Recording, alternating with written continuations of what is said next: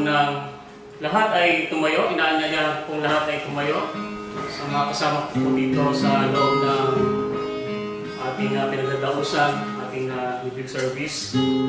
Tayo po ay mag-alay ng isang pagsambang awit sa Panginoon. Hallelujah.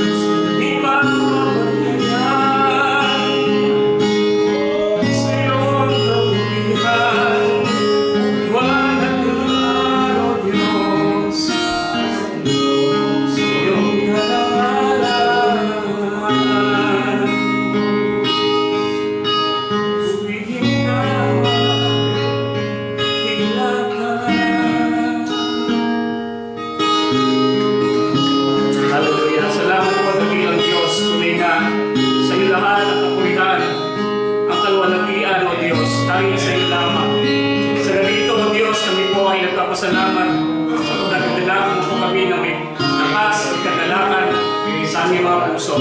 So Diyos, sa gabi dito, sa aming pong pagbubulay-bulay ng iyong salita, dalayan ko po ang iyong lingkod na nagamitin sa gabi dito, Panginoon. Patuloy mo po siya nasihan ng ibang Espiritu at patuloy na matagpo ka, Panginoon, sa gabi dito sa bawat sa amin.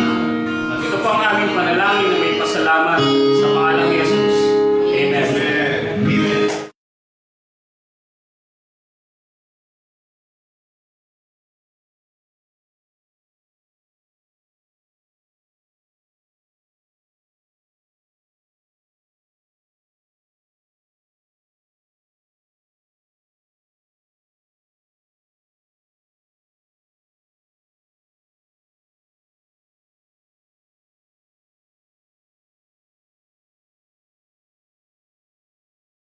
Good evening po sa bawat isa sa atin. It's a privilege again from the Lord na tayo po ay makapag-share ng salita niya, and minsan ba may encourage tayo, may empower tayo from the Word of God. Amen. Sige po, tayo po muna ay manalangin. Aming Diyos, nagpapasalamat po kami sa pagkakataon na ito. Lord, we come in humility, Father, na nagnanais kami, Panginoon, ng pangungusap mo, mga salita mo, Panginoon, na siyang magpapatibay sa amin, mga salita mo, O God, na siyang Panginoon, magbibigay sa amin ng paglago, Panginoon, sa aming pakikipagrelasyon sa inyo. So tonight, we are just welcoming your Holy Spirit at tinatanggap po namin yung anointing nyo. For without your anointing, O God, wala pong kabuluhan yung aming mga ginagawa dito. But salamat, Lord God, dahil ang anointing mo ay sagana, kaya tinatanggap po namin ito ngayong gabi, Panginoon. Salamat na marami. We give you praises in Jesus' name. Amen and amen. Sige po. Ikli lamang po itong isi-share ko po sa inyo just to encourage us na let's pray all the more. No? Open your Bible. Ang title po dito is God's Glorious Presence in Our Lives. Sige, open up your Bible. Pumunta po tayo sa Exodus 33 verse 1 to 6, and then Exodus 33 verse 12 to 14. Sige po, andyan na po ba kayo? So tingnan nyo po. Ang ating pong pag-uusapan is from Exodus 33. Pero kailangan po natin malaman ano po ba ang nangyari in Exodus 32. Okay po? So ano po ba ang nangyari sa Exodus 32? Ang nangyari po in Exodus 32, ito po yung gumawa sila ng gintong guya. Okay po? Ito po, si Moses po ay nasa taas ng bundok. Kausap niya po ang Diyos. Ito bang mga Israelites ay nainip dahil wala na po si Moses. Ang sabi po nila ay gumawa tayo ng sarili nating Diyos, at ang lumabas nga po ay gininto ang guya, a golden calf.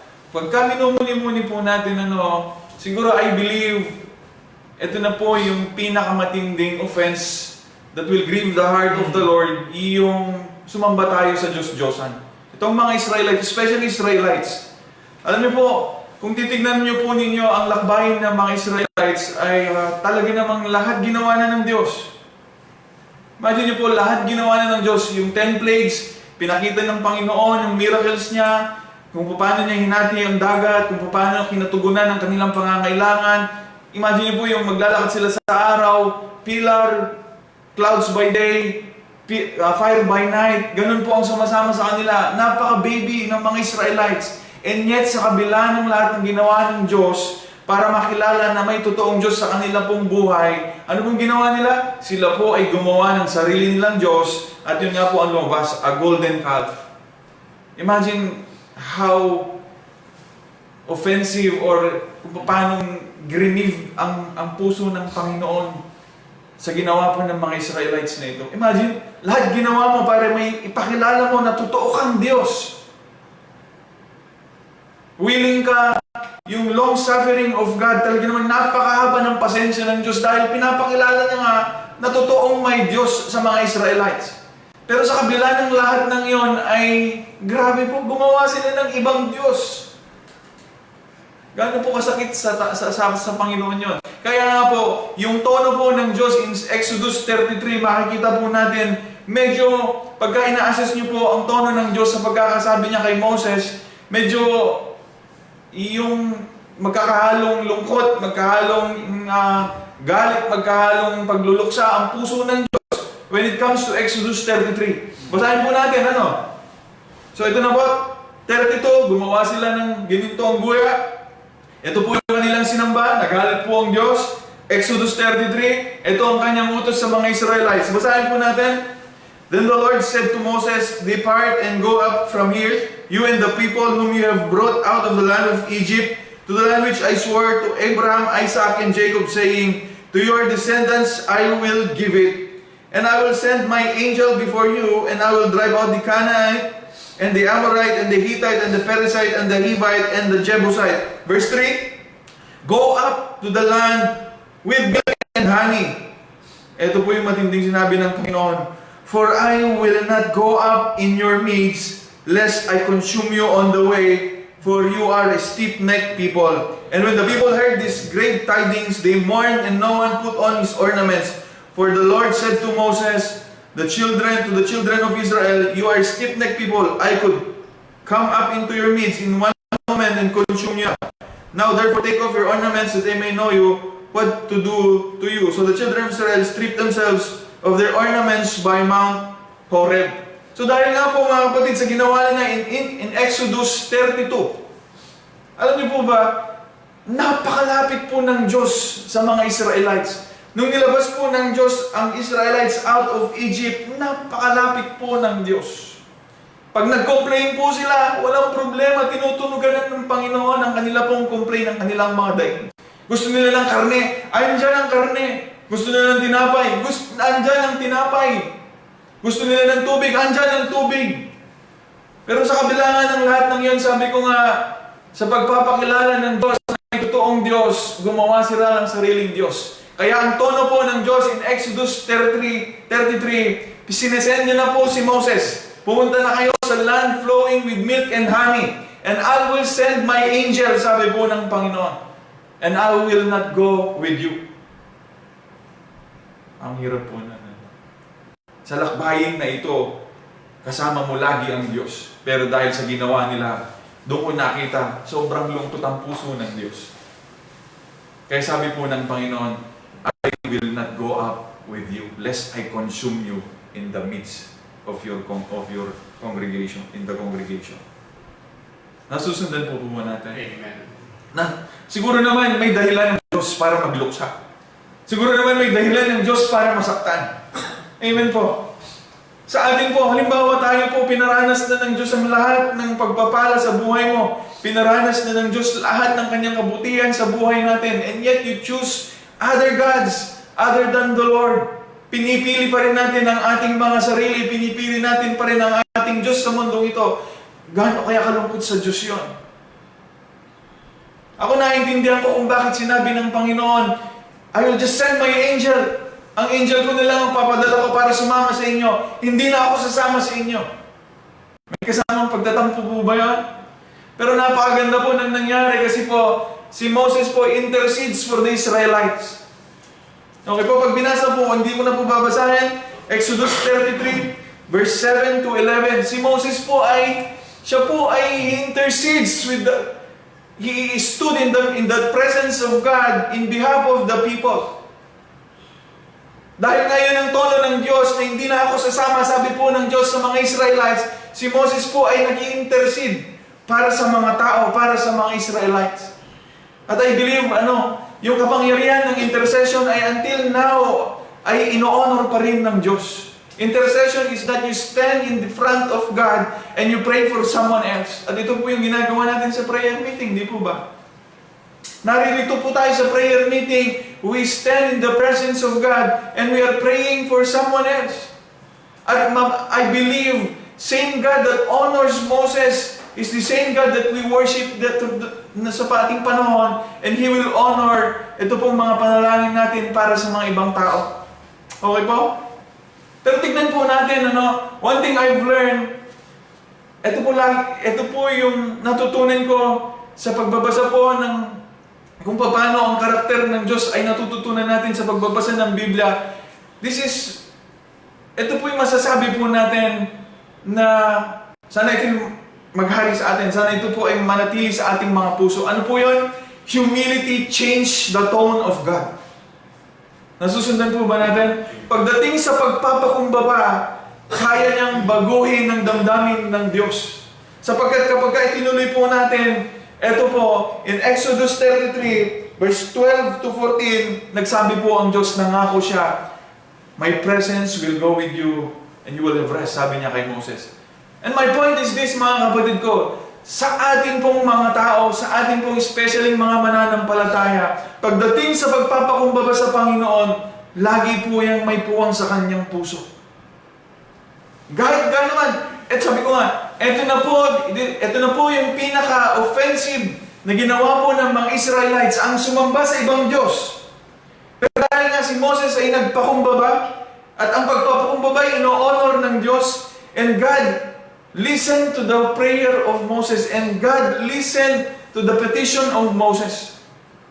So sana po mga kapatid, ito yung papayag natin ngayong gabi na anuman ang nagawa po natin, anuman ang pinagdaanan ng buhay mo, anuman ang naging karanasan ng buhay mo, napakapangit man ito, when you choose to humble yourself in the presence of God, God will accept you because humility can change the tone of God.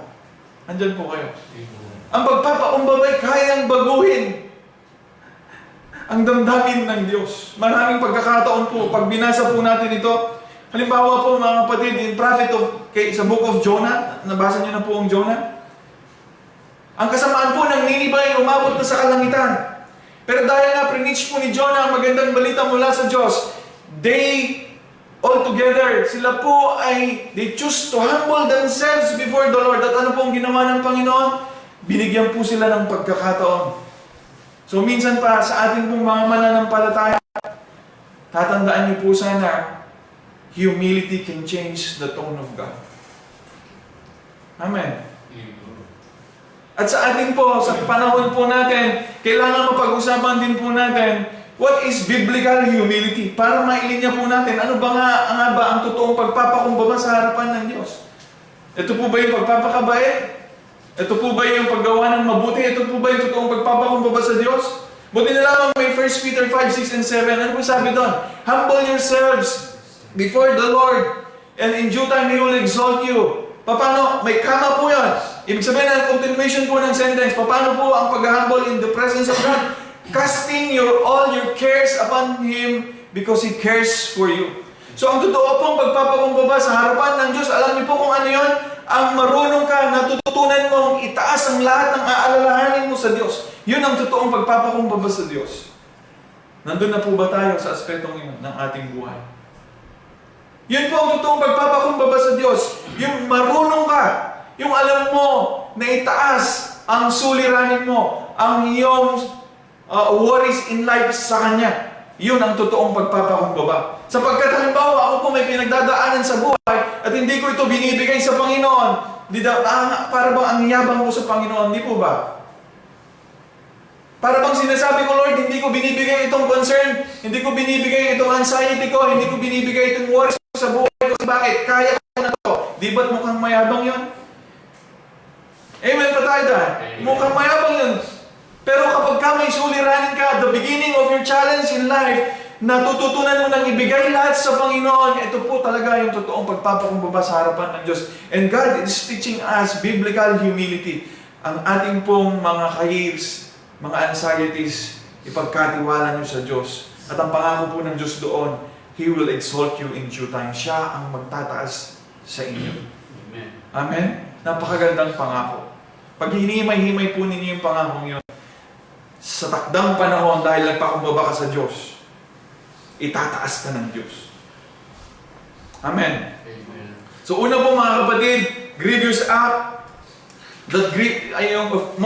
yung pinaka-offensive na pwedeng gawin ng isang tao is sumamba ka sa ibang Diyos, nagawa ng iyong mga kamay. Talaga namang it grieves the heart of God. Pero when it comes to humility, it changed the tone of God. Ang salamat po sa Panginoon dahil nire-reveal na itong mga bagay na ito na kahit man anuman na nagawa natin na kapag may ibang man tayo sa Diyos, when you choose to humble yourself, God will honor you. God will accept your petition. tatanggapin ka niya. Bibigyan ka niya ng pagkakataon. At yun ang ginawa niya po kay Moses. So, handa na po ba kayo kung ano pong sinabi ng Diyos kay Moses? Skip na po ako. Exodus 33, verse 12 to 14. Hanggang doon lang po ako. Exodus 33, verse 12 to 14. Sana po ay makasama ko kayo na basahin ito. Andyan na po tayong lahat. Sige, basahin po natin. Nung kinakausap po ng Diyos si Moses, sabi po niya, verse 12, Then Moses said to the Lord, See, you say to me, bring up these people, but you have not let me know whom you will send with me. Andyan tayo? Yet you have said, I know you by name, and you have also found grace in my sight. Verse 13, Now therefore I pray, if I have found grace in your sight, show me now your way, that I may know you, and that I may find grace in your sight, and consider that this nation is your people. Verse 14, napakaganda. Verse 14, it applies in our time. Andiyan pa po. Verse 14, sabi po ng Panginoon, and He said, sabi ng Diyos, My presence will go with you, and I will give you rest. Imagine the tone of God. The humility changes the tone of God. Sabi po ng Diyos in Exodus 33 in the beginning, hindi ko na kayo sasamahan. But Moses chose to humble himself. In kanyang sarili himself. Ano pong sabi ng Diyos? My presence will go with you and you will have rest. The change of tone. Pero tingnan po natin ang sinabi ng Diyos. My presence will go with you and you will have rest. Muni-munihin po natin ito mga kapatid. I believe the Lord has a message sa verse na ito. Ang rest po is always tied up in God's presence. Nasusundan po natin. Ang kapayapaan sa mundong ito, ang totoong kapayapaan sa mundong ito, ang totoong kapahingan sa mundong ito, lagi siyang nakaangkla sa presensya ng Diyos. So kung ang isang tao wala ang presensya ng Diyos, hindi ka makakapag-expect po ng kapayapaan at kapahingahan. Hindi po ito theory. Hindi ito isang theory na kailangan pong patunayan. Ito po ay salita po ng Diyos pagdating sa Kanya. Na ang sabi po niya, kapag ang presensya ko ay nasa iyo, magkakaroon ka ng kapahingahan. So mga kapatid, salamat na lamang po dahil ang presensya po ng Diyos ay nasa bawat isa sa atin. Yan po ang dahilan ng ating kapahingahan. Nakasagalagitnaan po ng napakatinding mga pagsubok ng isang buhay, ng isang mananampalataya. Nararanasan natin ang kapayapaan, the stillness of life. Yun po ang dahilan. Bakit? Because the presence of God is in our lives. Sapagkat ang kapayapaan, peace and rest is always tied up in the presence of God. Amen. Amen. Okay po ba tayo? So imagine na lang kung wala po ang Panginoon sa buhay po natin. Saan ka po hahanap ng kapayapaan? Wala ka pong hahanap. Rest is not something that we can buy. Rest is not something that we can formulate. 1 plus 1 equals 2. Rest is not something that we cannot build. Hindi po, wala po. Hindi mo mahahanap ang kapayapaan. True rest, I'm talking about true rest. Ang totoong kapayapaan, laging nakakonekta yan saan? Sa presensya ng Diyos. Sa kabilang banda rin po mga kapatid, this is how you can diagnose na hindi na na-acknowledge ang presence ng Diyos sa buhay natin kapag wala ng kapayapaan ang isang mananampalataya. Ibig sabihin, hindi mo na ina-acknowledge ang Diyos sa buhay mo. Sapagkat kung in-acknowledge mo ang Diyos sa buhay mo, dapat nakakapagpahinga ka. Amen po. Halimbawa, ako ay pinagdaanan matindi. Ako isang mananampalataya. Alam ko ang presensya ng Diyos ay nasa akin. Pero bakit wala akong kapayapaan? Isa lang po ang diagnosis niyan. Hindi mo ina-acknowledge na kasama mo ang Diyos. Sapagkat gaano man katindi ang pagsubok ng buhay mo, kung ina-acknowledge mo, kasama mo ang Diyos, kapatid, magsiselebrate ka, ngingiti ka, matutulog ka, magpapahinga ka. Amen. Andiyan pa po kayo. Sige po, tuloy po natin ano. So number 3 po, alam niyo, the presence of God will give us rest. Sa iyon po ang pangako ng Diyos, my presence will go with you. and you will have rest, sabi niya kay Moses. Tingnan po natin. This is a promise to Moses. In effect po pa rin pa kaya sa ating panahon? Mamaya po titignan po natin. Okay po? So tingnan natin. Verse 14. And he said, my presence will go with you, I will give you rest. Verse 15. Napakaganda rin po ng sinabi ni Moses. Then he said to God, Moses said to God, ano po sabi niya? If your presence does not go with us, do not bring us up from here. Sana po, ito na po yung katatayuan nating mga mananampalataya na hindi ka gagalaw kung alam mo ang presensya ng Diyos ay wala doon. Sabi po ni Moses, ninanamnam ko po yung paano sinabi ni Moses, Lord, kung hindi namin kasama ang presensya mo, hindi na lang po kami tutuloy. Grabe yan. Bakit po sinasabi po ni Moses ito? Alam niyo kung bakit? Alam po ni Moses na kung wala ang Diyos, wala naman pong kalubuluhan ng buhay ni Moses.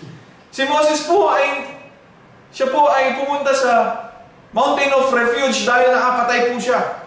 Pero tinawag po siya ng Diyos dahil he found favor in the eyes of God. He found grace in the eyes of God. So maliwanag po kay Moses, siya po ay tinawag ng Diyos hindi dahil sa kanya, kundi dahil nasumpungan niya ang habag ng Diyos.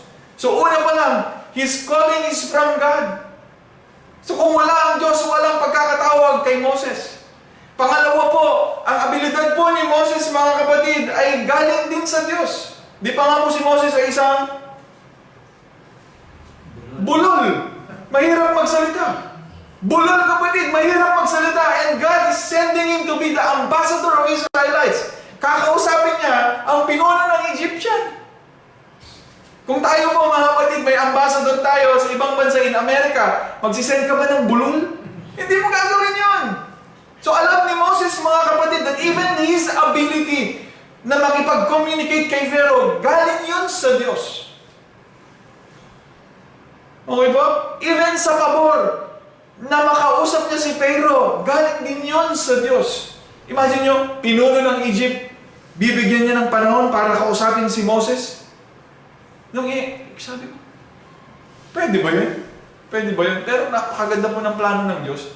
Kaya po pala pinaanod siya dagat sa ilog si Moses, kinuha ng daughter ni Pharaoh, inalagaan si Moses sa bahay ni Pharaoh, kilala niya si Pharaoh. Siguro kabiruan niya pa nga si Pharaoh siguro. May relationship siya kay Pharaoh upang sa pagdating ng panahon, pag i-represent niya ng Israel, pwede siyang pumunta kay Pharaoh at kausapin niya. Dahil wala na pong iba na pwedeng kumausap kay Pharaoh liban kay Moses dahil doon siya lumaki sa loob ng tahanan ni Pharaoh. Ang ganda ng plano ng Diyos. Pero ibig ko pong sabihin, even the favor to nakausapin si Pharaoh, galing yun sa Diyos. Let's move forward. Even the miracles. Mayroon kang kayang gawin si Moses na miracles kung wala ang Diyos? Wala po siguro. Kaya bang hatiin ni Moses ang dagat? Ano niya hahatiin? Hindi niya rin kaya yun.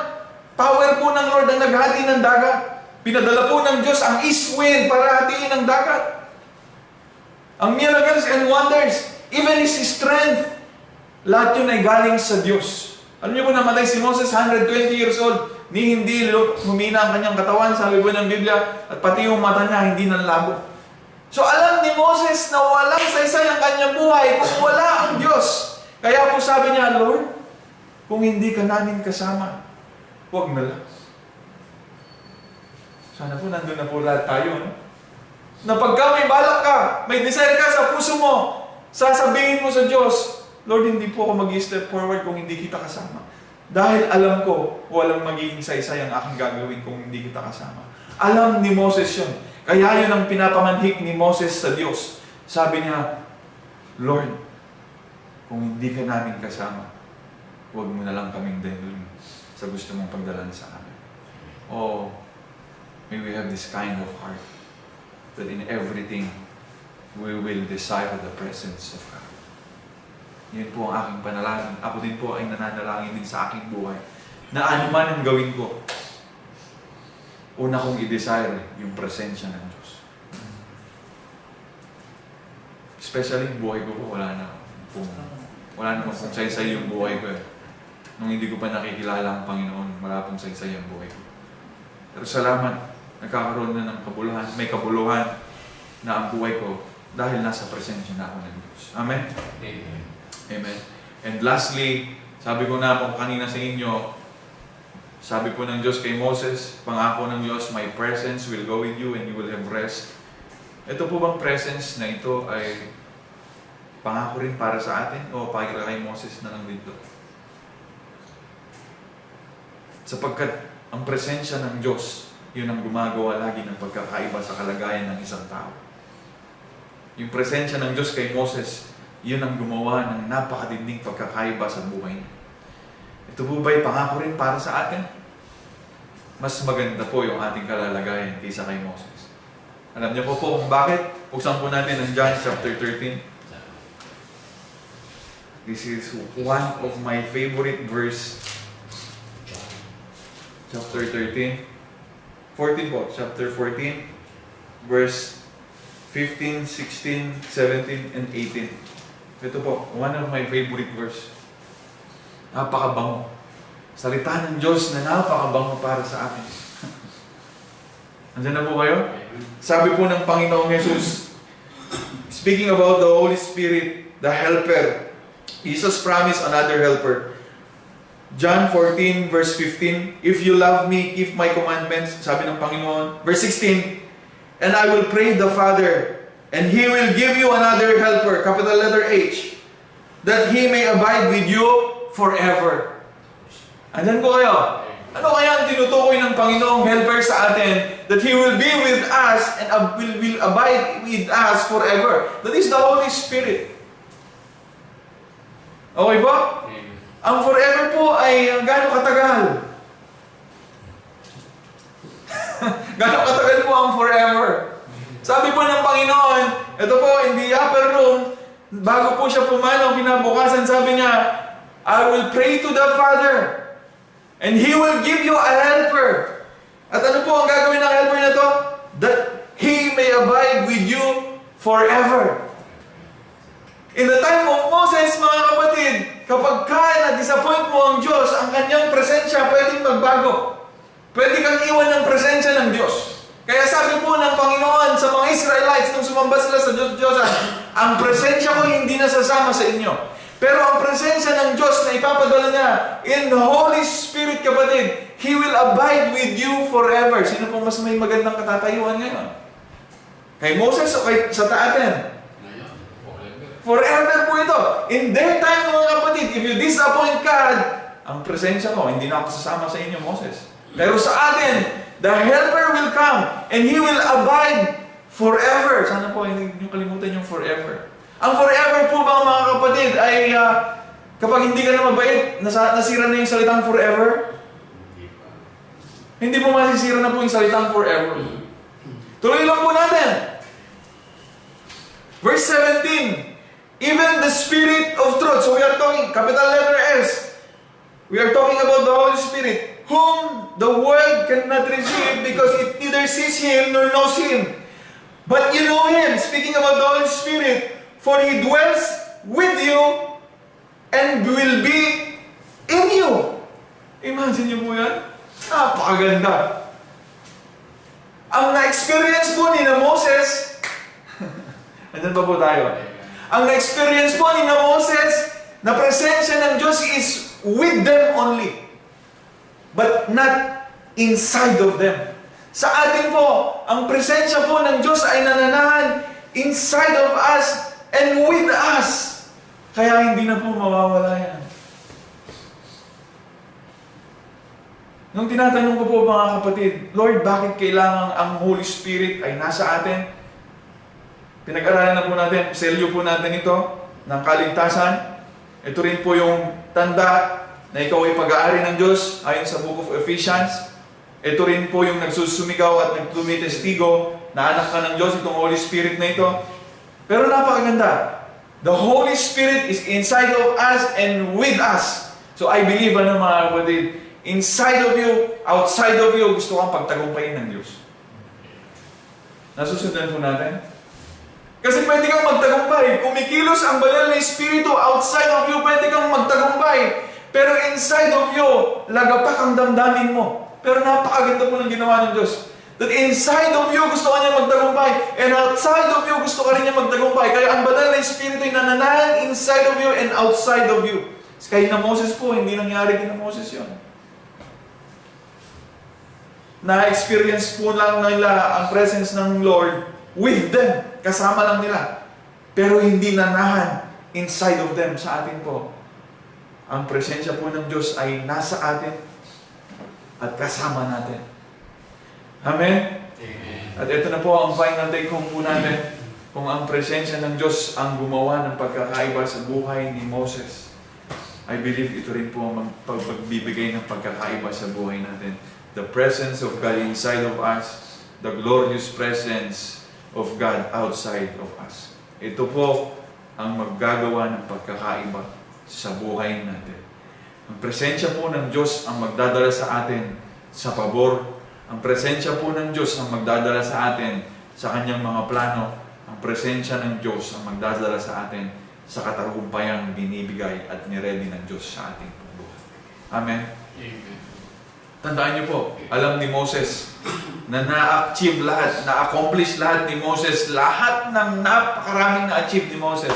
It is because of the presence of God. Sa atin, hindi lang natin kasama ang Diyos, nananahan siya sa puso mo. At yun ang gagawa ng pagkakaiba sa atin ngayon. So sa ating pong pananalangin, sana po ay maging aware po kayo na kung tutugunan man ng Diyos ang ating pong pangapanalangin, it is because His presence is living inside of you and His Spirit is working to you, ministering to you. Amen. Naawa po ako minsan sa isang mga mananampalataya. Hindi ko sinasabing mas mataas po yung ating faith. By God's grace, tinutulungan lang tayong manampalataya ng Diyos. Pero minsan mananampalatayang hindi makasumpong ng pag-asa. Alam niyo po yung kwento po ni Elijah. Sa dami po ng ginawa ng Diyos na miracles in the eyes of Elijah, dumating po siya sa punto na kung saan, Lord, kunin mo na ang buhay ko. Sana po hindi na dumating sa isang mananampalataya ang gano'n. Na mananalangin ka sa Diyos, ang daming pwedeng ipanalangin. Yan ang panalangin ko sa Diyos, Lord, kunin mo na ang buhay ko. Nakalimutan mo, kapatid, ang Diyos ay nasa iyo. Ang Diyos ay kumikilos din sa iyo. There's no chance. Kaya nga po, pag naghari po ang pag-aalala, pangamba sa isang buhay ng isang mananampalataya, isa lang ang diagnosis ng Diyos. Ano po yun? Hindi na-acknowledge ang presensya ng Diyos sa buhay mo. Go back to the basic. Acknowledge the presence of God in your life. Siguradong magkakaroon kayo ng kapayapaan sa buhay ninyo. Amen? May natutunan po ba tayo? Amen. Gusto niyo po bang pahabain pa natin? Sige po, tayo po ay manalangin. Let's just receive the presence. Let's just receive the peace, the rest of God tonight. Salamat po ng marami, Panginoon. Napakaganda pong alalahanin, O God, ang pangako niyo kay Moses that your presence will put Moses, will bring Moses into your rest, O God. At kung paghahambingin po namin ang aming katatayuan, mas maganda po kung saan mo kami dinala ngayon dahil yung presensya nyo ay nananahan sa amin at nasa amin, Panginoong Yesus. So, kami po, O God, ay merong assurance of true peace. Kaya nga po yung sinasabi po ng Biblia na peace that surpasses all understanding. Kapayapaang hindi maipaliwanag ng sanlibutan ang inyo pong nais iparanas sa inyong mga mahal, Panginoon. Kaya Lord, tonight, we acknowledge your presence in our lives and we receive that peace. Peace, O God, na kung saan hindi kayang ipaliwanag ng sanlibutan. Salamat po ng marami. We receive the peace, we receive the rest, Father God, from you.